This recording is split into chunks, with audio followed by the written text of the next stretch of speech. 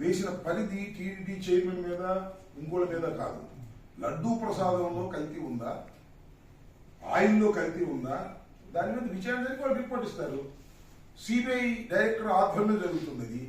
ఇక్కడ ఇవాళ జరుగుతున్నటువంటి విచారణ కూడా, ఇవాళ జరుగుతున్న అరెస్టులు కూడా నేను చాలా స్పష్టంగా చెబుతున్నటువంటి అంశం ఏంటంటే, ఆ తిప్పి పంపించినటువంటి ఏవైతే ట్యాంకర్స్ ఉన్నాయో, ఏవైతే ఫెయిల్ అయిపోయినాయో, సర్టిఫై కాలేదో, ఎవరైతే సరఫరా చేశారో, ఏఆర్ ఫుడ్స్ అనే వారు సరఫరా చేశారో, వారికి ఎవరైతే సరఫరా చేశారో వారి మీద విచారణలో భాగంగా మాత్రమే ఇవాళ అరెస్టులు కేసులు జరుగుతున్నాయి తప్ప లడ్డూ ప్రసాదంలో కల్తీ జరిగిందనేది ఎక్కడ ఆధారాలు లేవు, నిరూపణ లేదు, నిరూపణ సాధ్యం కాదు.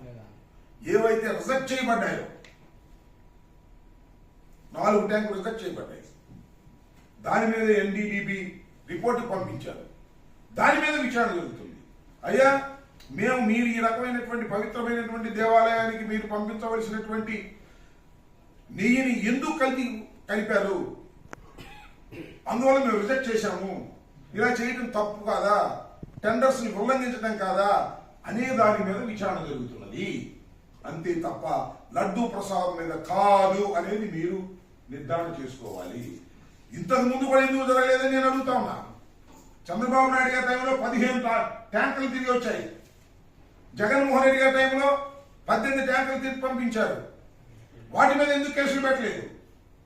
ఇవాళ ఈ 4 ట్యాంకుల మీద ఎందుకు కేసులు పెడుతున్నారు అంటే చంద్రబాబు నాయుడు గారు నోరు జారాడు, ఇరికిపోయాడు. ఎన్డీఏ మీటింగ్ లో అందరూ ఎమ్మెల్యేలు భక్తులు కూర్చున్న మీటింగ్ లో జగన్మోహన్ రెడ్డి గారి టైంలో తిరుమల తిరుపతి దేవస్థానంలో ఆయిల్లో నూనెలో పంది కొవ్వు కలిపారు, జంతువులు కొవ్వు కలిపారు అని వాడేశారు. ఆ వాడేసిన దాన్ని మోసుకెళ్తున్నారు వీళ్ళందరూ కూడా. ఈఓలు, జేఈఓలు, మంత్రులు ఆ మాట కాదని ఇలా అంటారు. అందువలనే సిబిఐ డైరెక్టర్ నాయకత్వంలో ఇవాళ జరుగుతూ ఉంది. ఒక మాట చెప్తున్నానయ్యా, అప్పుడు కానీ ఇప్పుడు కానీ ఎప్పుడు కానీ అసలు ప్రభుత్వానికి సంబంధం లేదు. కంప్లీట్లీ తిరుమల తిరుపతి దేవస్థానం ఆ స్ట్రక్చర్లోనే ఇవన్నీ ఉంటాయి. ప్రభుత్వానికి సంబంధం సిస్టమ్ ఉంది, ఆ సిస్టమ్ ప్రకారం ఫాలో అవుతారు. ప్రభుత్వం ఎక్కడ ఇంటర్ఫీర్ కాదు. నాకు ఒక బోర్డు ఉంది, చైర్మన్ ఉన్నాడు, ఎంప్లాయీ ఈఓ ఉన్నారు, జేఈఓ ఉన్నారు, ఇంకా జేఈఓలు ఉన్నారు, స్టాఫ్ ఉంది, చెకింగ్ మిషనరీ ఉంది, చాలా సొఫిస్టికేటెడ్ వ్యవహారాలన్నీ ఉన్నాయి. అది తీసుకొని జగన్మోహన్ రెడ్డి గారి మెడలో కట్టేసి పంపుతున్నాడు అంతే. దాని జగన్మోహన్ రెడ్డి గారి మెడలో కట్టేయటం, ఇంకోటి మెడలో కట్టేయటం, కట్టేసి బురద తెలియజేద్దాం, మనం బలంగా ఉన్నాం, మనం గెలిచాం, మనం ఏం చెప్పినా నమ్ముతారు, మనం ఏం చెప్పినా పత్రికలు రాస్తాయి, ఈనాడు రాస్తే ఆంధ్రజ్యోతి రాసింది, ఇంకోటి ఛానల్ చూపించింది, జగన్మోహన్ రెడ్డి గారిని కుంగే చేద్దాం అప్పుడే ఆరోపణలు చేశారంటే నమ్మాలి కదా ప్రజలు. పైన భగవంతుడు ఉన్నాడు కదా, వాస్తవాలు గమనిస్తున్నాడు కదా. ఇలాంటి దుర్మార్గం ఎలా సపోర్ట్ చేస్తాడు? ఇది గమనించాలి. ఇలాంటి దుర్మార్గమైన కార్యక్రమాలకి భగవంతుని వాడుకునేటటువంటి నీచమైన సాంప్రదాయాన్ని చంద్రబాబు నాయుడు గారు తీసుకురావడం చాలా తప్పు. చేయమని ఇంకా ఆరోపణ చేయమని జగన్మోహన్ రెడ్డి గారి మీద భగవంతుని అడ్డం పెట్టుకోకుండా చాలా ఆరోపణలు చేయొచ్చు రాజకీయంగా, no problem, we can face it. Venkateswara స్వామిని అడ్డం పెట్టుకుని ఇలాంటి ఆరోపణలు చేయడం దుర్మార్గం కదా. ఇంకా చాలా రాజకీయాలు ఆరోపణ చేయొచ్చు. నేను బ్రహ్మాండంగా అమలు చేశాను, సంక్షేమ కార్యక్రమం చెప్పమని చెప్పే దమ్ము లేదు.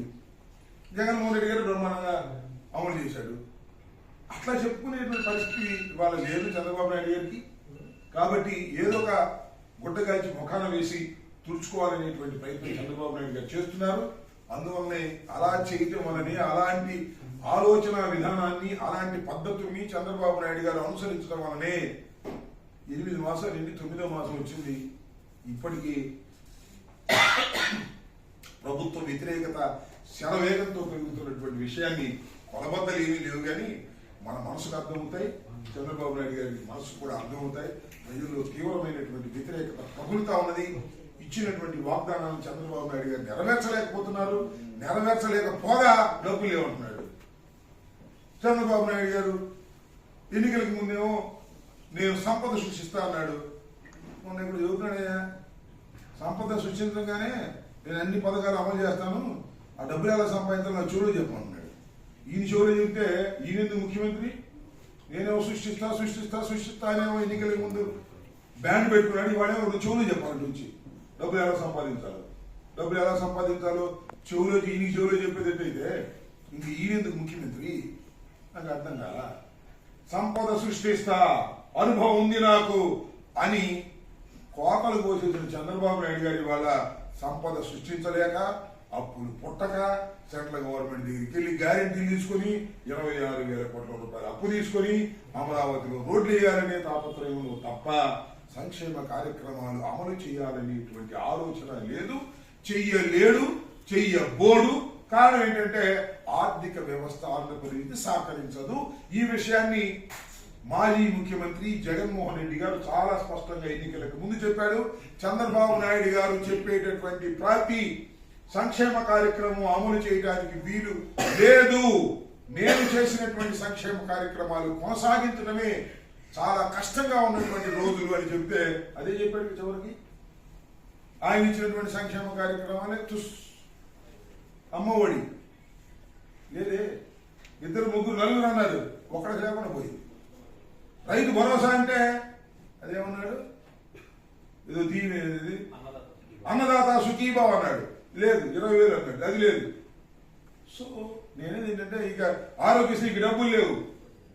ఈ రకంగా జగన్మోహన్ రెడ్డి గారి కాలంలో అమలు చేసినటువంటి సంక్షేమ కార్యక్రమాలనే అమలు చేయలేని దుస్థితిలోకి ఈ చంద్రబాబు నాయుడు గారు నెట్టబడ్డాడు. ఇంకా సంపద సృష్టించేది ఎప్పుడు, ఈ సంక్షేమ కార్యక్రమాలు అమలు చేసేది ఎప్పుడు, ప్రజలు నమ్మేది ఎప్పుడు? అయితే ఆయనకు ఒక పెద్ద నమ్మకం ఉన్నది, ఇంకా 4.5 సంవత్సరాలు కదా, ఏం చేద్దామని చూద్దామని. అప్పుడు మళ్ళీ ఇంకో నాటకం ఆడదాం, అప్పుడు మళ్ళీ ఇంకో అబద్ధం ఆడదాం, మళ్ళీ అప్పుడు ఇంకో డ్రామా వేద్దాం అనేటువంటి ఆలోచన కలిగినటువంటి వ్యక్తి నారా చంద్రబాబు నాయుడు గారు. నేను మనవి చేస్తున్నా, ఛాలెంజ్ చేసి చెప్తున్నా, జగన్మోహన్ రెడ్డి గారు ముఖ్యమంత్రి అయిన తర్వాత మేనిఫెస్టోలో పెట్టిన ప్రతి వాగ్దానాన్ని డే 1 నుంచి అమలు చేశాడు. గుర్తుపెట్టుకోండి, డే 1 వాయిదాలు వేల డే 1 నుంచి అమలు చేశాడు. ఎక్కడ సరే మా దురదృష్టం బాగోలేదు, ఏం జరిగింది, ఓడిపోయాడు, అది వేరే అంశం. కానీ డే 1 నుంచి దిగిపోయేంత వరకు ఎంత కష్టమైన నష్టమైన అమలు చేసినటువంటి ఘనత జగన్మోహన్ రెడ్డి గారి దాన్ని మనం చేస్తున్నాం. చంద్రబాబు నాయుడు గారు రాగానే అమలు లేదు, ఏమి లేదు, వాయిదా వేసుకుంటే వెళ్తున్నాడు. అదేమంటే ఆర్థిక పరిస్థితి బాగోలేదు అన్నాడు. బాగోలేదంటే సరే, అది వేరే విషయం. దీని కారణం జగన్మోహన్ రెడ్డి గారు అంట, వ్యవస్థను నాశనం చేశాడంట, డబ్బులు లేకుండా చేశాడంట, ఖజానాలు లేవంట, ఇవన్నీ ఆయనకు తెలియదంట. విన్నారుగా, ఇవన్నీ ఆయనకు తెలియదంట. ఇంతగా వ్యవస్థ దెబ్బతినిపోయిందని నేను అనుకోలేదు అన్నాడు వాడు చూసి. అంతకుముందు ఏం చెప్పాడు, 14 లక్షల కోట్ల రూపాయలు అప్పు చేశాడు జగన్మోహన్ రెడ్డి గారు అన్నాడు. చివరి చూస్తే అది 6,000 కోట్లు, 6 లక్షల కోట్లు చదవైందండి. ఇలా ఒక దుర్మార్గమైనటువంటి పద్ధతుల్లో ఇవాళ చంద్రబాబు నాయుడు గారు పరిపాలన చేస్తుంటే ఆయన గ్యారెంటీ ఇచ్చిన ఆయనేమో మాట్లాడట్లా. మరి ఆయన